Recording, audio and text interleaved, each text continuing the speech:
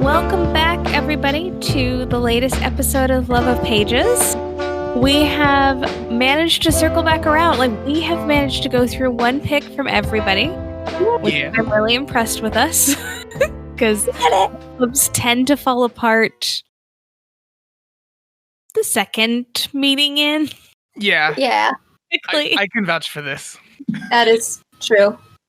So we have circled back to Stephen, who has chosen for us The Down Days. The Down Days. Beautiful cover. Yeah. This beautifully terrifying cover that kind of assaults my eyes. Down Days. And does not blend in with my usual reading material at work. It does, however, match your pop filter fantastically on your microphone. Oh, this is true. But yeah, I think I told you guys the entire reason that I initially, I was looking through audiobooks on Google Play Books, and this was one that was shown as a thing that was forthcoming. And so I actually pre-ordered it, I want to say 2 or 3 weeks out ahead of time. And so that ship had sailed already. And I don't normally do that for books, for video games, any of these things. There was just something about it that I decided to take a chance on. And I was very happy about it. Yeah. So, Stephen, go ahead and give us a little bit of a brief synopsis rundown. What are the Down Days? So the Down Days is presumably in reference to the time that spent during this pandemic that happens. And I know what you're thinking. Do we have to hear about a pandemic during a pandemic? Yes. Yeah. I do feel like it's necessary to give people fair warning if you are currently feeling very sensitive about being in quarantine. Maybe come back to this on a better day. Yeah. The one of the things that was consistent across all of the marketing, as I looked into it a little bit more for whatever marketing there's not a lot. One of the consistent phrases that's always tied to it is that it's an optimistic pandemic novel, which I do think is true, having come out the other side of it already. In the beginning, there's a lot that's very reminiscent of actual things, but none of it is, I think, told in a way that's oh my god, I know, right? It's more like this world is crazy and I'm along for the ride. I don't know if that's any different for you guys reading the text where you get to assign a voice to it, but for the audiobook, it wasn't so much of this world is absolutely terrible, I hate all of it, or anything like that. It's definitely more like this world is a this world and this is how we live in this world. That's what I get from all the characters. It is what it is kind of thing. So. For you, Elizabeth, you might have different feelings on that one. To me, and we'll get into it more in the specific instances. I feel like a lot of people are dealing with it because that's the way life is. Mm-hmm. But I definitely wouldn't call it optimistic at this point in the book. There are pretty awful, terrible things currently going on in this portion of the book that we've read. Mm-hmm. So Monday and Tuesday of a week. And it's been one heck of a Monday, Tuesday. I get to get back to the synopsis, I love tangents. Sorry. But no, for the synopsis of the thing, again, like you said, if anyone is feeling particularly put off about pandemic talk, go ahead and loop back around later in a more optimistic time when you want a pink book. But the idea for this one is that there's this place in South Africa that's separated from everywhere else because there's an outbreak of something that people refer to colloquially as the joke, where there's this presumably virus that makes people just burst out in laughing, and the laughing doesn't stop until that person essentially falls apart as a person. You can't function in that manner. we're following a few different characters for this one, which is one of the most interesting parts about the writing and could be at times a confusing one. I guess, is there anything else that you guys think I've missed so far in this one? No, it's a pretty good synopsis. I guess we are 7 years past the original outbreak of the pandemic. Yeah, and we have a new world as a product of that. Yeah. Yeah. But yeah, so like the city is sectioned off from everywhere else. They don't have internet that leads outwards because of the circumstance in there, which I think we do see certain things like that kind of thing happening. A little bit of like DMCA takedowns being filed erroneously, other things of that nature. Yeah. But yeah, I guess, but like without getting too into the plot stuff, let's get into the plot stuff. There you go. So real quick, I'm going to throw it over to Jessica for our cocktail of the evening. We got Is it a cocktail? I don't know. Probably not. It's just liquor. It's just, they mention whiskey a lot, and we were kind of sort of just in a mood to like keep things very simple. And what's more simple than just drinking your favorite whiskey neat? Like, no, that's fair. And Sans definitely has an alcohol problem. So, yep, he does. Yeah. I mean, the other choice, which they talk about more, is the moonshine, but I was not going to drink moonshine neat on camera. Well, I don't know why you want to keep all of your eyeballs, not go deaf. I don't. Hey, my grandmother makes perfectly safe moonshine. It's actually, it's not that bad. You just got to know who's making it and where it's made. Unfortunately, actually, I'm out of my moonshine at the moment, so. I mean, no, I was gonna make a pun. I mean, puns are always appreciated. Yes, So. and 10 to those puns. It was a reach. It was a reach. It was a reach, but It was a reach pun. No. Okay. Yeah. So we're drinking whiskey. Jessica, what are you consuming? Just Crown Royal. I like the simplicity. I didn't try. There's no version of these things. I have a vanilla Coke. That could count. That actually could count because whiskey is known for having a vanilla taste to it. So, well, and additionally, Ash consumes a ridiculous amount of soda, particularly Coke. You know, that's fair. That is true. So, this works. I am drinking my preferred Four Roses. St. Barrel. Sounds fancy. Super fancy. Not But yeah, so I don't know. I guess does anyone want to give like actual like plot things, or do you guys want to dive into it? Because okay. I personally want to start with how difficult it is to find this book. 100%. Yeah, that was one of my warnings before. Because it was an adventure to obtain the book before I could even begin reading the book.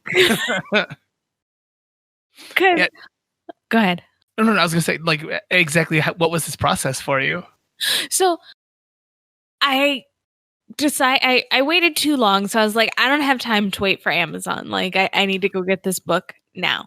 So, I went after work, got the book, thought I was just going to get the book. I picked up, like, 3 other books because of how long it took me to find this book. Now, it's a pandemic book, but based on what you were describing, I figured we're talking straight fiction. Oh yeah, that's what I would classify it as. And having read a third of it at this point, I still think it's straight fiction. Yep. So I diligently walk into the bookstore and I go straight for the fiction and I'm reading through and I'm like, okay, we're going to H, and nothing. No go. Nothing. And I'm like, I should be able to find it. I mean, there are very few books with hot pink, bindings on them. That's a pretty standout color. I should be able to find this. And I'm not seeing it. I was like, well, Stephen did say it was newly released. Maybe it's in the new releases. So I trudge up front and I'm looking through the new releases, and then they were running a buy one, get one on a couple tables. So I then perused that when I couldn't find this. And I was like, that's could be like in historical fiction. I'm like, no, that doesn't make any sense. I'm like, I don't think he said it was a young adult. Mm-mm. So I was like, okay. So I'm like, all right, I'll go find somebody. So found a lovely clerk I had pulled it up on the bookstore's website so they could show me that it was in stock. They had 2 copies in stock. I'm shocked that they had 2. I just want to, sorry to interject. I've been around and I've looked for this book because, again, it's bright pink. It sticks out and everything. That book is nowhere. There's no marketing for this book, nothing. But I'm shocked they had 2. Yeah. So they had 2. And I was like, okay, great. So I go, we talk, and I show her the link on my phone because you can't, between the 2 masks and the plexiglass, it's easier to hold the phone up and be like, here, look at it. And so she types it in and she goes, I can't find it. And I'm like, no, the website says you have it. Yeah, do you want the UPC? I'm like, you have this book. And she's like, no, I am reading it. I believe you. It is not coming up. And I'm like, so frustrated. So she's like, okay, let me delete the entire title. Let me just type in the author's name. Hopefully he or she hasn't written 4,000 books. I'm like, no, I don't think so. I think it's only been a couple. So then she types it in and she finally is able to pull it up based off of just the author. Because apparently in that bookstore system, the Down Days, a novel. And she didn't put in the colon. So it didn't pick it up. It's absurd. As a person who worked in a bookstore, that's nuts. There's no way it should require this. Right? Okay. Well, she was extremely frustrated as well. And she's like, okay, it's in science fiction. I'm like, that makes no sense, but okay. I was like, great. I just needed to know the section. I know how bookstores are laid out. I know how to find these things. And she's like, oh, no. She's like, they're having us redo our sci-fi section and it's not in order. And I was like, you have to be kidding me. So then we're going through the shelves. And she's like, it should be in one of these 2 shelves. I'm like, oh, there it is. It's hot pink. Yeah, it's the pink one. It's the pink one. She's like, well, I'm really glad that it was a brightly colored binding. Otherwise, we'd have been here a while. Yeah. No. I'm very curious how they're arranging their sci-fi section then, if it's not in alphabetical order. So for this one, go ahead. If it's I believe it's the same franchise of stores. But yeah, they've been chunking things by franchises more, and then making more highlight shelves in the ones in our area. They're definitely changing it. Are they going for the box layout for the shelving as well? Yes. Yeah. They're trying to trap people in, which I do like and don't like. Different. I'm of 2 minds about it. I feel like the last time I was in there, I noticed more books than I normally would have because of that box style. Because it did feel like a maze, but then I kept on getting lost, which made me look a little bit more. But yeah, I don't know if I like just having the popular books show the franchise books so set. It was like going into somebody's personal library as opposed to where that person knows where everything is, which is fine, but the employees don't know where everything is. Yeah, I can't imagine being working in those stores in this time. Being a person who works for these stores 2 months from now may be great. Right now, hell. I am not a fan.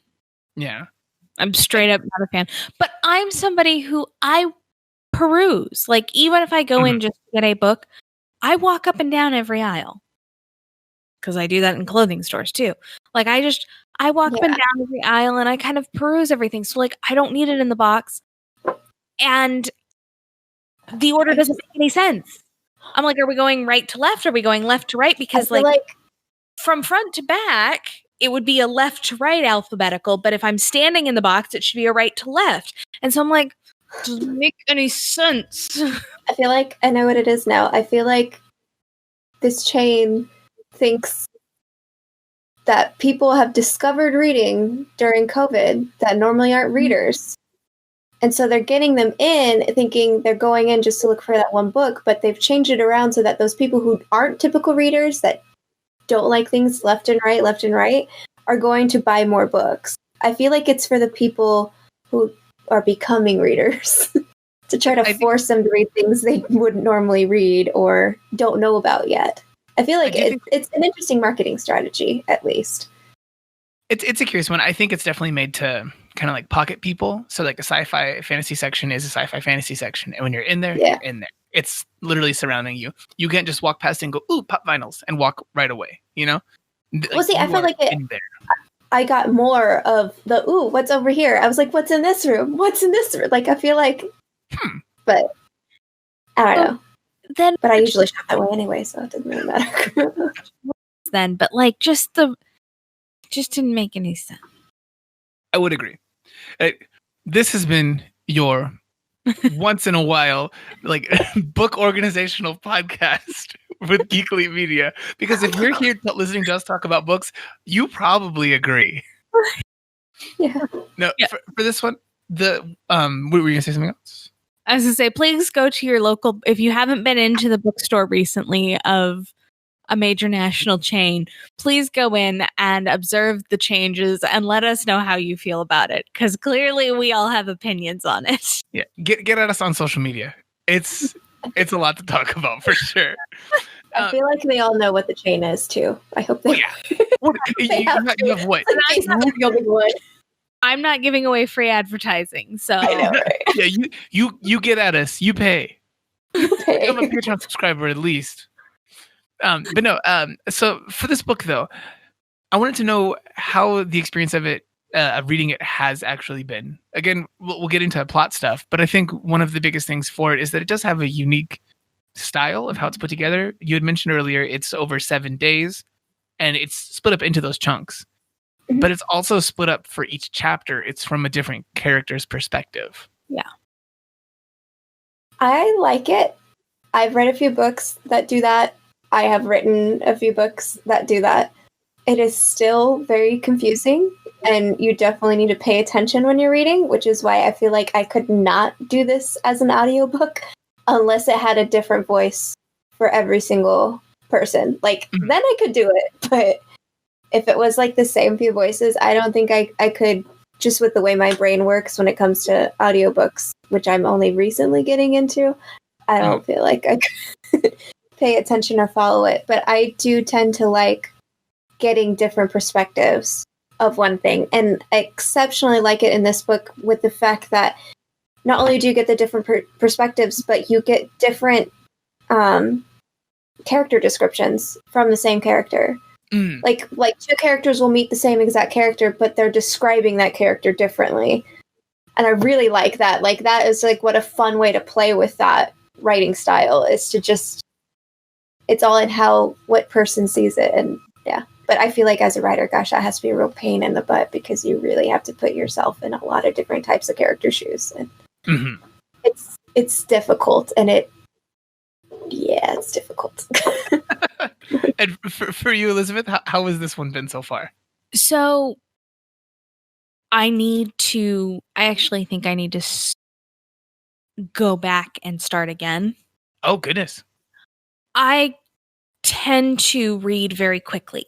I'm very much a speed reader. I'm very much like get in, get out, get it handled.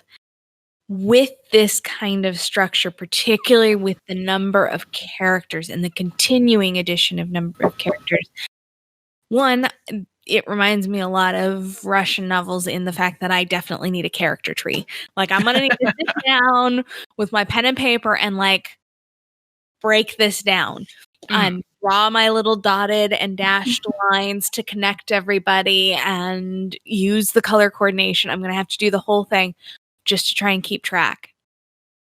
I like it because it allows you as the reader to kind of piece things together outside of the book. Whereas, like with the last book, the character was piecing the murder mystery together. You were piecing it along with her. This allows you to kind of piece it separate from the characters. The downside to this style for me is I don't feel as connected to the characters. I don't think that's necessarily even a product of the style so much, because having gone through it twice now, once entirely and then now with you guys, I still don't feel a massive connection either. And I know that at the end of everything last time, I definitely had more of a connection. But at this point in the book, I think that there's so little of the characters in a big way without knowing their backgrounds more or anything like that. Yeah. It hasn't developed. Yeah. So, well, and I don't think you get to, because, I mean, in this section, I guess we can kind of get into it a little bit if everybody's okay with that. So, like, in this section, tomorrow, one of our characters, she's female. I'm guessing about 14, 12, 14. Yeah, she like, says she's 14, but she looks younger than 14. But we don't ever get her actual age, but she claims she is 14. Yeah, she gets very mad if you question whether she is 14 or not. Both of her parents have succumbed to the virus. Mm-hmm. She has a toddler brother that she cares for, and he gets kidnapped. Mm-hmm. And he gets taken. And, like, that's a very heart-wrenching thing, and you feel it. But you feel it for exactly 3 pages, because then immediately you're transported out to something completely unconnected, completely tangential, nothing to do with that very scene. And so I feel like the break in that causes me to become disconnected. Did you? Yeah. Did you feel it most, do you think, like, in the moment when it actually happened? Or did you feel it through the part where she gets the one, like, the guy who works the parking lot kind of place? Like, did you feel it through that whole scene as well? I felt it through that whole scene, but it felt very short. So, and then we moved on, I think, to Faith. Mm-hmm. It was the next chapter. And Faith is just sitting in a car doing nothing. And so it's just like, it's very jarring to have that kind of happen. And the same thing with Lucky's kidnapping. Like, everything goes black. And you're like, okay, I'm now on the edge of my seat. What happened? And then we go off on some tangent. And for anyone who isn't necessarily reading the book, have you guys ever listened to a podcast that's like about a movie, but you didn't watch the movie? Yeah. So for that one, there's the girl Tomorrow who has her brother kidnapped. And then Faith is a person that she reaches out to because of the things that Faith is involved in, with like a kind of like a gossip rag kind of thing, where she's put an ad in there saying that she'll help someone kind of as like a private investigator. Yeah. And so she goes to her, but Faith's life is in no way, shape, or form any less complex than anyone else's life in the situation. She works as a collector, a person who goes around collecting the dead, kind of like bring out your dead kind of person. And the person that she works with is kidnapped, but he also is involved in. Lucky doesn't work with Faith. What? Lucky works. No. No, I don't think this is. I think this is a product of the name thing. Yeah, not like future spoilers. This is a product of names and me not remembering them for this book. No, Lucky is not. It's Ash that works for Faith. Ash, the Mohawk guy. Yeah, Ash works with Faith. That's the one. Lucky works with Sans. Sans is a ponytail dealer because apparently hair is a hot commodity. And weaves are a hot commodity. And weaves are a hot commodity. And Sans basically runs, like, I picture Sans very much the type of Sherlock Holmes character where he's got his street gang that he uses to kind of gather information, get things done, get things handled. Like, he's not a bad guy. But he's not a good guy either. Yeah. Makes sense. So I'll take that one. I'll take that. Yeah. Lucky works for Sans. Sans sends Lucky with several $1,000, tens of thousands of dollars on a job. Lucky gets distracted, gets kidnapped, goes missing. Sans loses his mind. Turns out Lucky is rooming with Tomorrow, who's hired Faith. Yes. Yes. The characters come together in such a crazy way that while I read the book, I could only imagine it being a movie because I can, because not only that, but Faith's across the street neighbor is the guy that dealt with Tomorrow and Elliot, the guy with the hyena. which I thought was the coolest thing ever. I was like, yes, hyena. But like, Johannes? I think so. Or Jameis? Jameis is the name. Yamis. Yamis. There we go. I know. By the way, we're going to butcher all the names.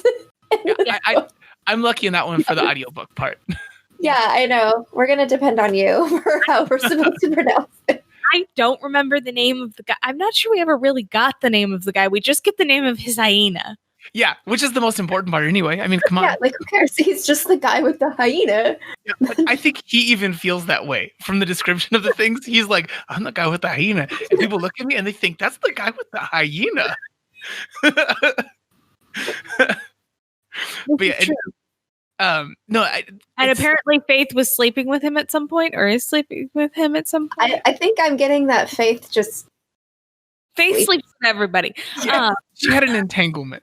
Nothing wrong with that, but there is not. That is who she is. It's really just a matter of trying to. I gotta have my dotted and dashed lines, and I gotta figure out. But I do feel like with Faith's character, it's just like every time she's talking, she talks about a guy, and she talks about, I had a fling with him for like 2 days, just like to herself. I did that. Yeah, I did that. I think my personal favorite was her ex-lover, whose name is Lawyer. Yeah, Lawyer Chabalala. His name is Lawyer, but he is not a lawyer. He's a journalist.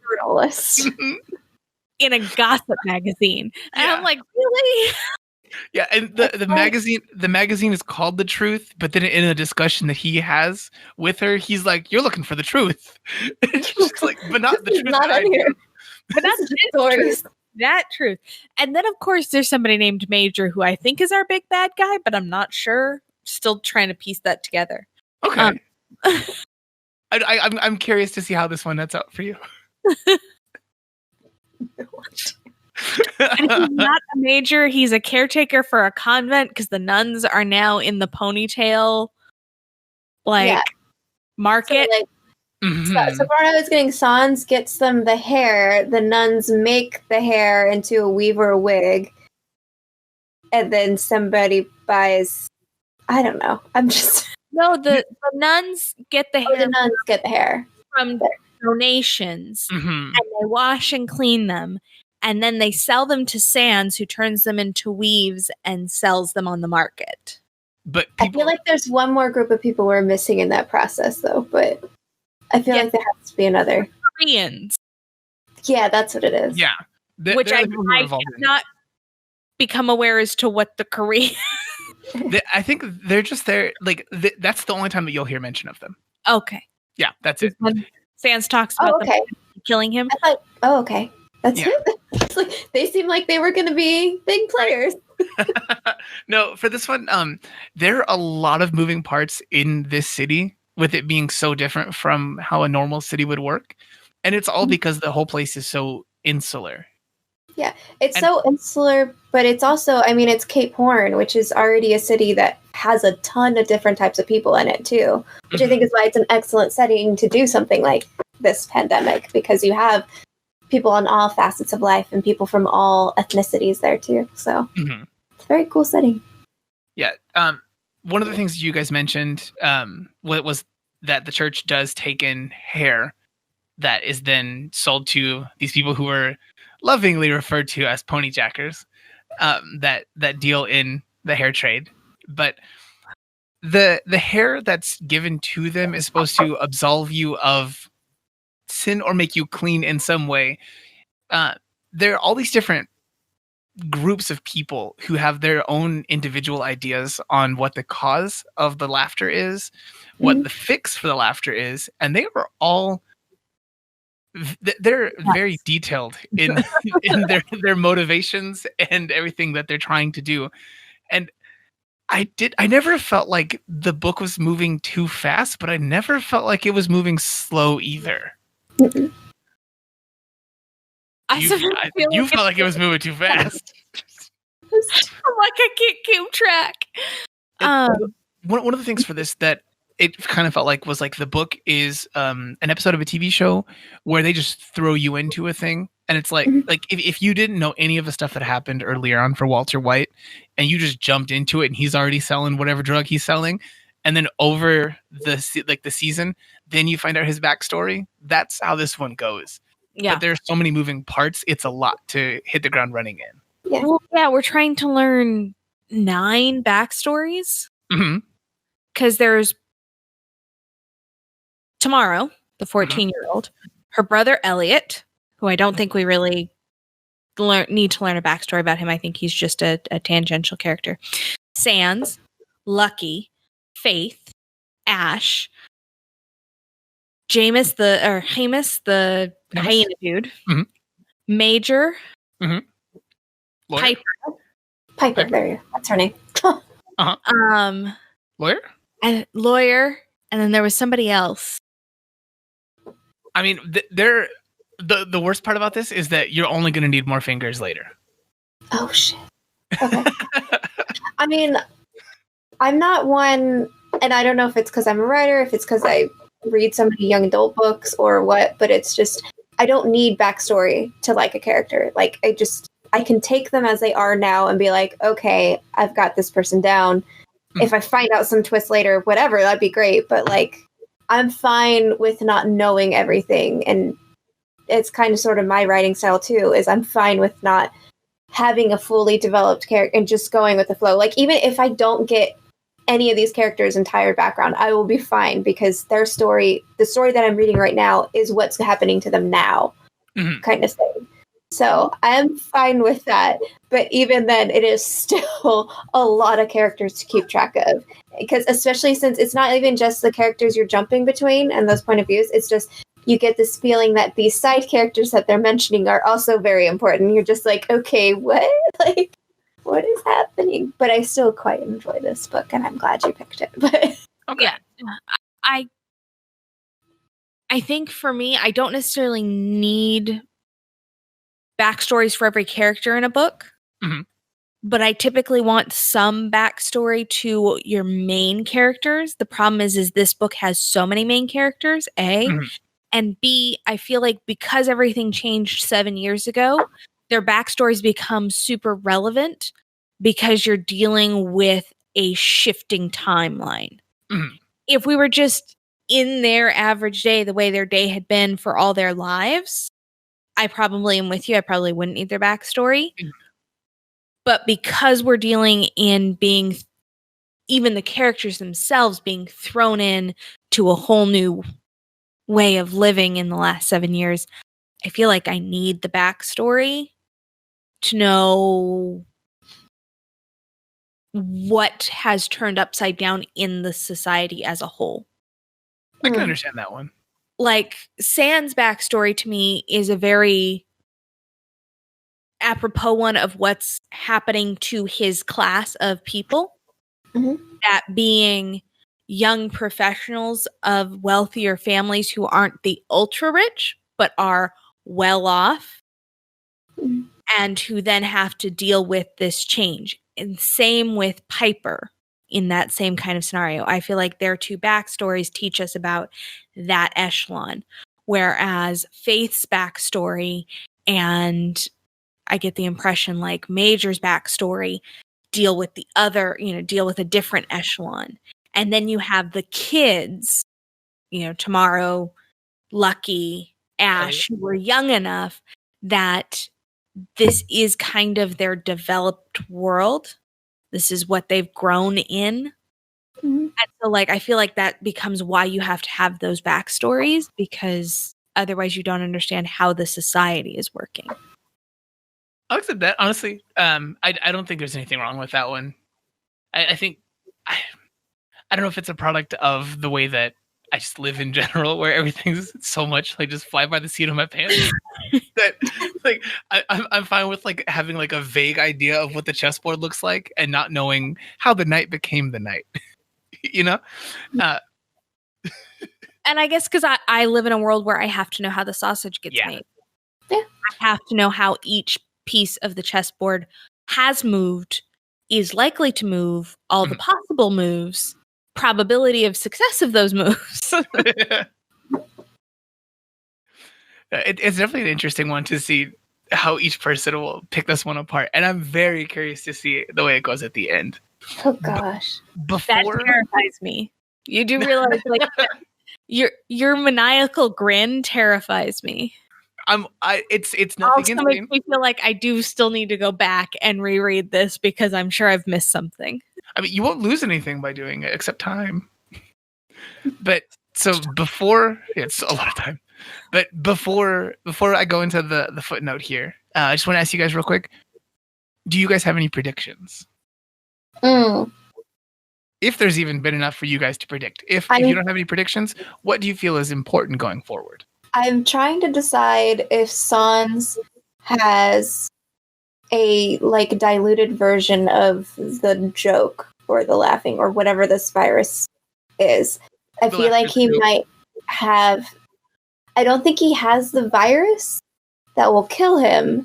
I think he might have some sort of diluted form of it, that he's getting these crazy hallucinations of unicorn hair girl. Yeah. Who you saw in this picture. Yeah. And go ahead. I think that might be about it. But I feel like whatever that is will be very key in everything else, whatever is going on with him psychologically. Okay. I think Faith is going to become our crux, the person who solves the riddle. I think Piper is going to turn around and become Faith's key piece of evidence, piece of witness. I think she's going to help solve the issue. And I think you're right, Jessica. I think Sans is patient zero for a new strain of the virus that may or may not be what's necessary to get the vaccine.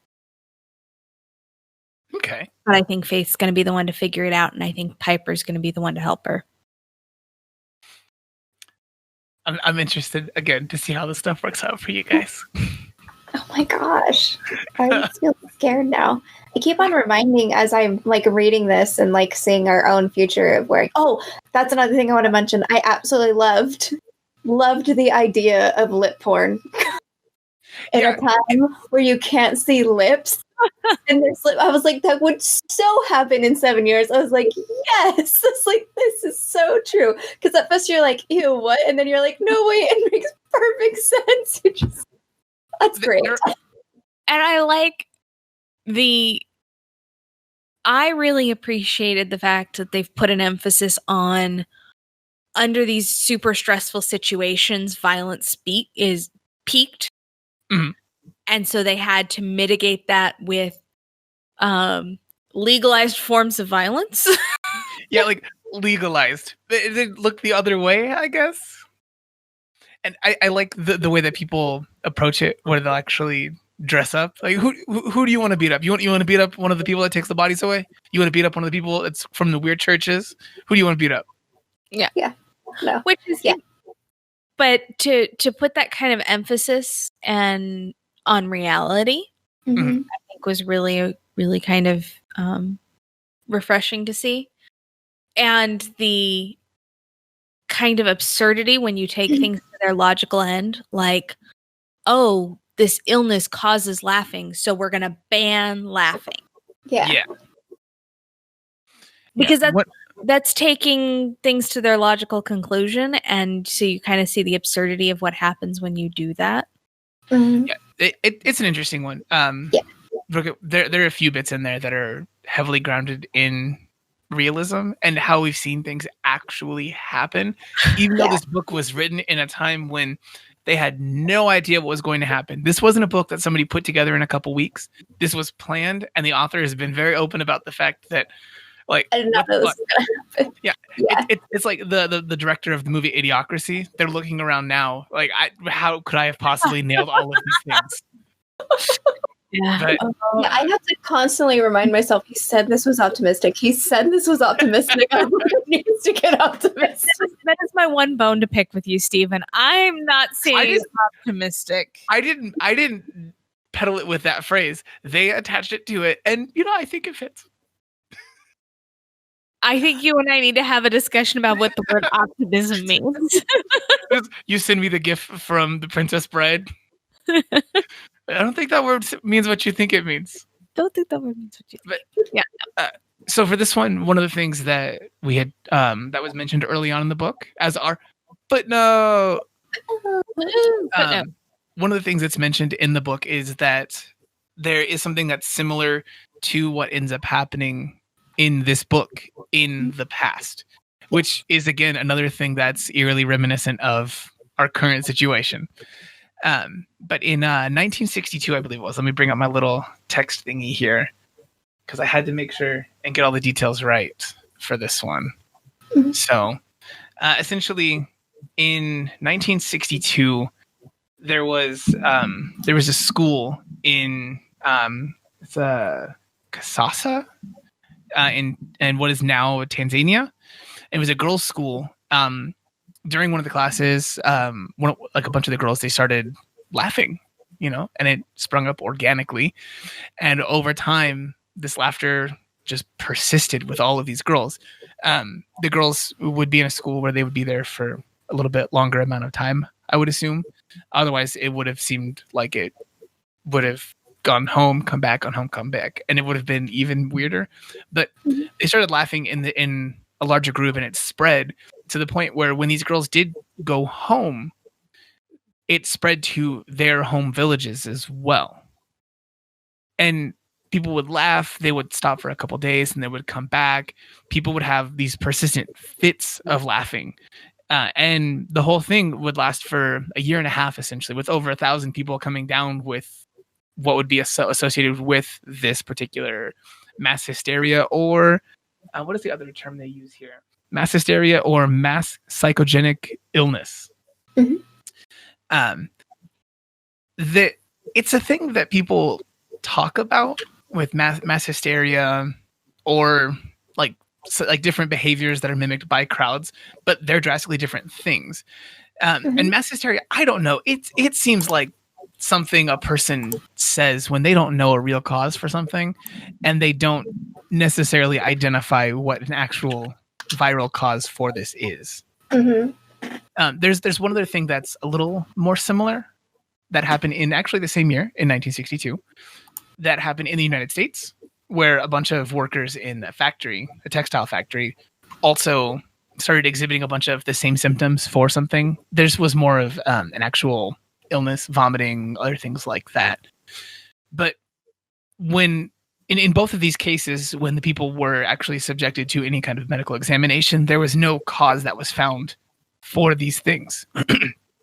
For the girls, they would laugh again for this whole year and a half, like on and off. It would go back to their villages, it would spread, and some people they associated it with the stresses of this new situation that Tanzania had found itself in. That region had just been freed, declared independence, and the schools that the girls were going to were supposed to be teaching them things that were very foreign to them, and so they tried to assign it to those things. But again, that one sounds odd, and when people would talk about female sexuality in the past, and they would just call it hysteria.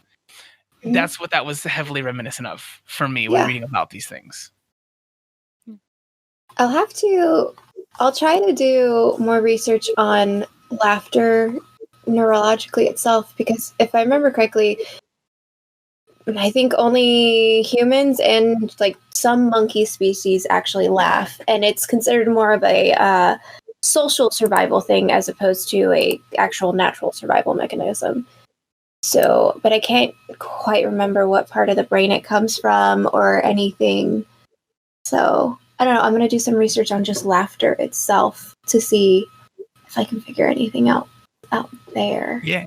And from a political science sociological construct, mass hysteria, when applied to medical diagnoses, I agree with you. It's often the case of we don't know what else to call it.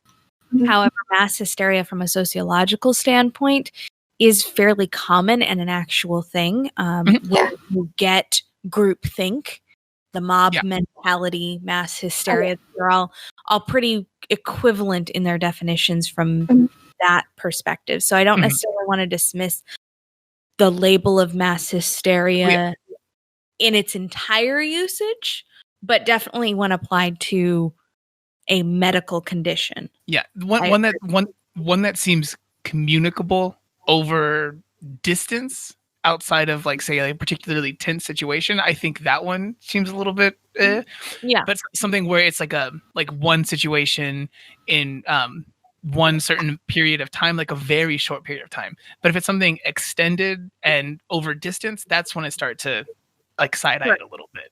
Yeah. So, as always, look at things with a critical eye from different perspectives, get different opinions and points of view on things that are opinions. Mm-hmm. Do your own research in terms of facts. Look for solid scientific research. One thing I can be hard to find sometimes. Yeah. One thing I wish I had done almost more than talking, like trying to bring up any of the stuff for the real world corollary for those things, is have gone through the book as I go through it and put together a list of the things that she nailed that would happen now. Yeah. In there, like the radio interview where the person was talking about like, and you can't even barely go to any kind of like any funerals or anything, even though I'm doing so many of them. And then she talked about like Zoom funerals, and her husband didn't even like put on like more than just like the top part because no one can see the bottom part of him. She nailed those parts. Oh yeah. No, well, I mean, we need a footnote for next week, so come back. Steve will talk about all of the pandemic things that were nailed in this book. So you can commiserate with the fact that a very brilliant creative author saw this coming. Humans are humans. Yeah. We're pretty predictable. It's fair. So, any final thoughts, words? Thank you guys for joining me in this one. I don't think talking about a pandemic novel is any kind of a light ask, and you guys plunged in, and I appreciate it. I feel like someone out there should get a jump on the lip porn industry, though. We're heading out. And the next great idea. Got it for you. Got it for you. From the people who kickback. Yeah, right. No, but from the people who brought you exposed ankle in the past, lip porn.